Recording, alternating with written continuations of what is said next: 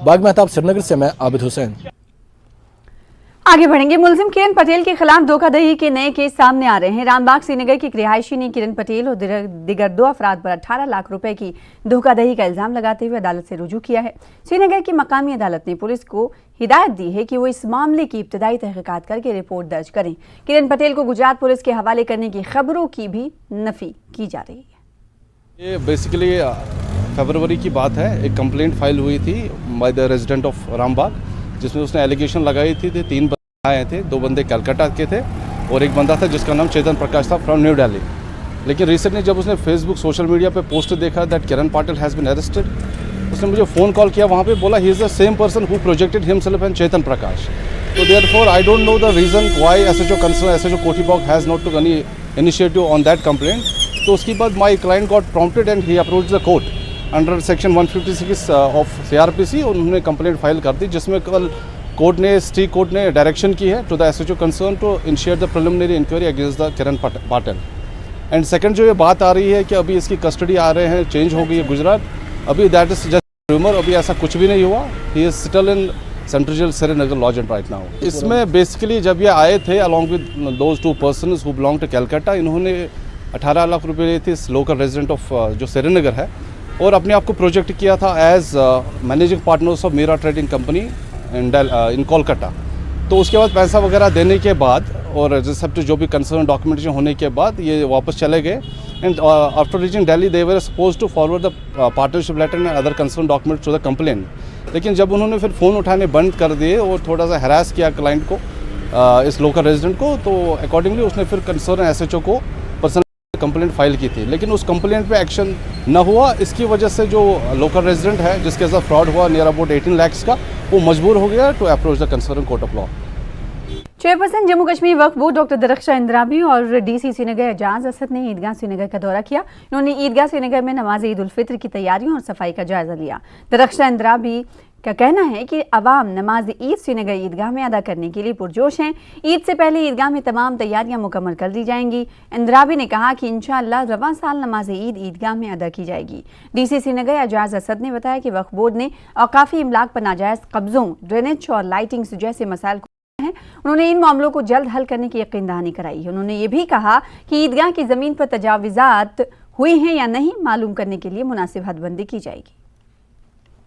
भी है, हमने आपसे कहा है कि हम ईद की नमाज इंशाअल्लाह रहमान इस साल ईदगाह में पढ़ेंगे। आपने देखा एडमिनिस्ट्रेशन से हमारा जो डीसी साहब है, आज सारी एडमिनिस्ट्रेशन यहाँ पे हैं ताकि वाकई में खुशगवार माहौल में, जो कश्मीर में अब खुशगवार माहौल है, उसमें ईद की नमाज भी खुशियों के साथ ईदगाह में पढ़ी जाए। उसके लिए कोशिश करेंगे, क्योंकि यही हमारा मकसद है कि हम पहले से ही ईदगाह जो साफ़ सफाई है, यहाँ पे कितनी हमें जो चीज़ें हैं वो लगानी है, देखना है साउंड सिस्टम, ज़मीन की सतह, क्योंकि ये बहुत सालों से ऐसे ही बैठा हुआ है। अभी एडमिनिस्ट्रेशन पूरे साथ में है, तो इंशाअल्लाह रहमान हम ईद की नमाज यहाँ पढ़ेंगे। वक्फ बोर्ड ने कुछ इश्यूज़ फ्लैग किए थे यहाँ ईदगाह के सिलसिले में, जिसमें कुछ इंक्रोचमेंट के इश्यूज़ थे, ड्रेनेज का मसला है, लाइटिंग का है। तो इसी सिलसिले में आज मैं यहाँ डिस्ट्रिक्ट ऑफिसर्स भी बहुत सारे मेरे साथ मौजूद हैं। तो बुनियादी मसला है उसमें एक तो डिमार्केशन प्रॉपरली और ETS के ज़रिए प्रॉपर डिमार्केशन हो जाए, ताकि ये असर्टन हो जाए कि ईदगाह का जितना एरिया वक्फ बोर्ड ने क्लेम किया है उस एरिया पूरा हम देख लें कहाँ कहाँ है, तो उसकी डिमार्केशन होगी। दूसरा मामला है यहाँ पर ड्रेनेज का। आप देख रहे हैं आज रात को बारिश हुई है और पानी काफ़ी जगह पर इकट्ठा हो गया है, तो इस ड्रेनेज का क्या होगा उस बारे में, उसके बाद यहाँ का जो साउंड सिस्टम है उसके बारे में, और फिर ईदगाह की ब्यूटिफिकेशन।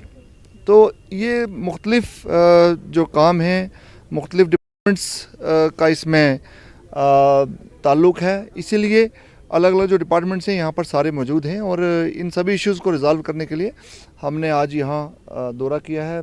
हमने जायज़ा लिया है पूरी जो इश्यूज़ हैं ईदगाह के, और इस पूरे ग्राउंड को, ये काफ़ी हिस्टोरिक ग्राउंड है और इसमें जितने यूटिलिटीज़ हैं उनको रेस्टोर करने के लिए हम पूरी कोशिश करेंगे। ये जो ईदगाह है ये थोड़ा संभाल के रखना, ये औकाफ की जिम्मेदारी है थोड़ा बहुत। उसने कहा था हमें इंशाल्लाह ईद नमाज यहाँ ही पढ़ेगा, यहाँ सही है। बाकी वो जो मसला तो ये ईदगाह के वो फेंसिंग है वो तो ख़त्म हो जाएगा। मैंने उससे कहा कि अगर ये औकाफ की मुलाजिम था जो रखवाली करेंगे तो ये बचेंगे, वरना तो जो तो ख़त्म हो जाएगा। उसने कहा था, पटवारी साहब ने बताया कि कोई इलीगल वो नहीं हो सकता है, अंडर रिकॉर्ड। ये इस वक्त 628 कनाल, मगर उसका ज़्यादा है, मैं लगता है ये ज़्यादा है। एनकरेज बहुत साइड में लगता है, हो गया। यहाँ भी तालाब भी है, उनका भी ख़त्म हो जाएगा। मैंने उससे रिक्वेस्ट किया जरा ये संभाल कर, जहाँ इतने ही हुए यहाँ है वही संभाल।